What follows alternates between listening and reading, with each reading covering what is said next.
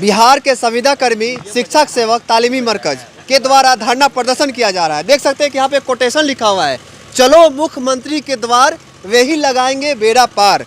चलिए इन्हीं से जानते हैं क्या लगता है, नीतीश कुमार बेड़ा पार लगाएंगे? मुझे पूरा विश्वास है कि बेड़ा पार मुख्यमंत्री साहब ही लगाएंगे। उनके अलावा हमको नहीं समझ में आ रहा है कि बिहार में कोई बेड़ा पार लगाने वाले हैं। नीतीश कुमार जी हमेशा दावा करते हैं कि हम संविदा के लिए हमेशा काम करते हैं, उनकी सुविधा के लिए, पर क्या काम है, क्या काम किया है जिसके बदौलत आपको यहाँ पे आना पड़ा, ये बताइए। माननीय मुख्यमंत्री जी ने हम लोगों के लिए बहुत अच्छा काम किए हैं, लेकिन मेन काम जो है हम लोगों के लिए होना चाहिए वो काम नहीं हो पाया। जैसे हम लोगों को जो है अभी 9,860 रुपया मिलता है, उससे हमारी परिवार चलने वाली नहीं है। जबकि जो है आपको हमारे विद्यालय में जो है शिक्षा मित्र को जो है 40,000 35,000 मिल रहा है, वहीं हम लोग काम कर रहे हैं, हम लोग 8 से 9 घंटा काम कर रहे हैं, हम लोग को जो है ये इतना कम मानदेय मिल रहा है जिससे हमारा परिवार नहीं चल रहा है।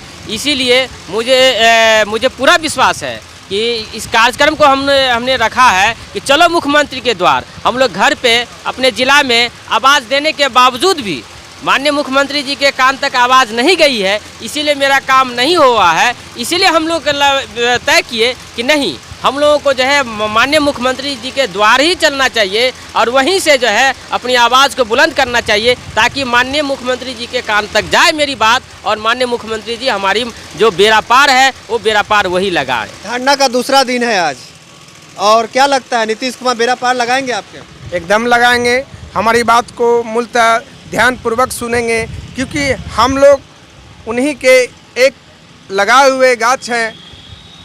क्योंकि माननीय मुख्यमंत्री जी 2009 से अभी तक हम लोग को महादलित के बच्चों को जो खुले हुए छोटे छोटे बच्चे थे उनको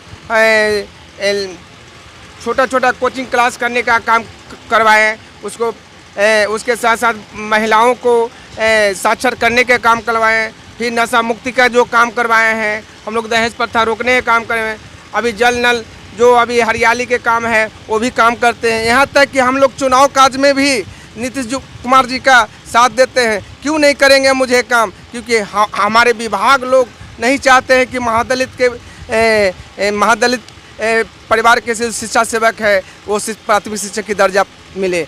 यदि उनको तक हमारी लेटर पहुंच जाती है तो हमारे मुख्यमंत्री हमारे शिक्षा सेवक को प्राथमिक शिक्षक की दर्जा देंगे और हमारी मांग को पूरी अवश्य ही करेंगे। जी हाँ, मैं बता दूं आपको, जो संविदा कर्मी है, शिक्षक सेवक है, तालीमी मरकज है, इनका काम होता है कि जो टोला के बच्चे होते हैं उनको स्कूल ले जाना, उनके देख रेख करना, उनको ट्यूशन देना, इससे रिलेटेड जितना शिक्षा से रिलेटेड जितने काम होते हैं, नीतीश कुमार की जितने आकांक्षा योजनाएं हैं उनको ये धरातल पे काम करते हैं, फिर भी इनकी नहीं सुनी जा रही है। क्या वजह है कि नहीं सुनी जा रही है आपकी? मुख्य वजह है यही कि माननीय मुख्यमंत्री महोदय तो सिर्फ हमारे इस बिहार के प्रधान मुखिया हैं, गार्जियन हैं, लेकिन उनके बीच का जो कड़ी है, चेन है, हमारे जो भी हमारे सम्मानित पदाधिकारीगण हैं या उस संबंध में जो भी कहा जाए। किससे नाराज है? माननीय मुख्यमंत्री से नाराज है या फिर उनके कर्मचारी उनसे नाराज हैं? हम उनके बीच में जो सही मैसेज उन तक नहीं पहुंचाते हैं, उन नहीं पहुंचा रहे हैं। जैसे हमारे विभागीय प्रधान सचिव महोदय हैं या निदेशक महोदय हैं, हम लोग सरजमी पर अच्छा काम करते हैं के बावजूद जब हम लोग कोई भी मेमोरेंडम देते हैं या अपनी मांग को रखते हैं, अपनी वेदना को, पीड़ा को रखते हैं, तो वहाँ तक मेरी बात नहीं पहुँच पाती है। मुझे निश्चित रूप से विश्वास है जैसे ही माननीय मुख्यमंत्री महोदय को शिक्षा सेवक तालीमी मरकज के बारे में जानकारी मिल जाएगी कि सरजमी पर इनके साथ फीलिंग्स किया जा रहा है, इनके साथ भेदभाव, इनका जो सही लगातार कोशिश करते हैं कि आपकी बातें विधानसभा में गूंजे, पर नहीं गूंजती है। इसको लेकर क्या कहना चाहते हैं? सबसे पहले तो यहाँ आने के लिए आपको बहुत बहुत धन्यवाद।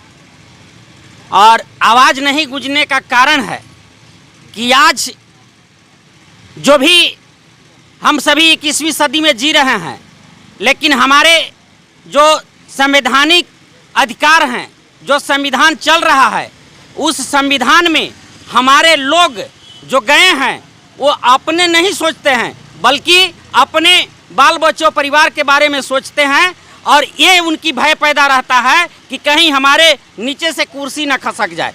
अब मैंने अपने को नहीं सोचता हूँ, लेकिन हमारे मुख्यमंत्री जी ऐसे संकुचित सोच के नहीं हैं। मुख्यमंत्री जी सबके सोच के हैं और उनको रहता है कि हमारा बिहार का पूर्ण विकास हो, लेकिन ये भी उनका सोच है। सोच उनको सफल न होने में जो हमारे बाधाएं आ रही है वो है कि हमारे साथ कहाँ कटुता हो रही है। जैसे हमारे बीच के ही लोग उस तक हमारी बातों को उन तक मूलतः रूप से नहीं पहुंचने देते हैं। जैसे कि अभी पूर्व में जब नियोजित शिक्षक धारणा पर बैठे तो हमने मैट्रिक का परीक्षा लिया, इंटर का परीक्षा लिया, कॉपी का मूल्यांकन किया, सारा चीज़ हम लोग बिल्कुल वेतनमान शिक्षक जो काम करते हैं वो काम किया, चुनाव काम किया। चुनाव में हम सभी ने सभी रैंक का पदाधिकारी का रैंक निभाया। बखूबी सरकार के द्वारा जो भी बिहार में योजनाएं कार्यान्वित होते हैं उसको 100% हम लोग धरातल पर उतारते हैं, लेकिन कहीं यहाँ खोट हो जाती है जिसके कारण आवाज़ नहीं पहुँच पाती है। हाँ। लगातार आप लोग शांतिपूर्ण धरना दे रहे हैं, फिर भी आप आवाज़ आपके ऊपर नहीं जा पा रही है, आगे क्या करेंगे आप? आगे हमारे प्रदेश अध्यक्ष ने ये वादा किए हैं कि अगर मेरी बात माननीय मुख्यमंत्री जी के कानों तक नहीं जाती है तो बिहार के एक एक शिक्षा सेवक अपने परिवार के साथ यहाँ उपस्थित होंगे, और उन्होंने कहा कि आत्मदाह भी करेंगे। तो हम ये कहना चाह रहे हैं कि अगर हमारी बात को सरकार नहीं सुनती है तो हम तमाम शिक्षा सेवक तालीम मरकज अध्यक्ष को हौसला बुलंद करते हुए हम तमाम लोग आत्मदाह करेंगे।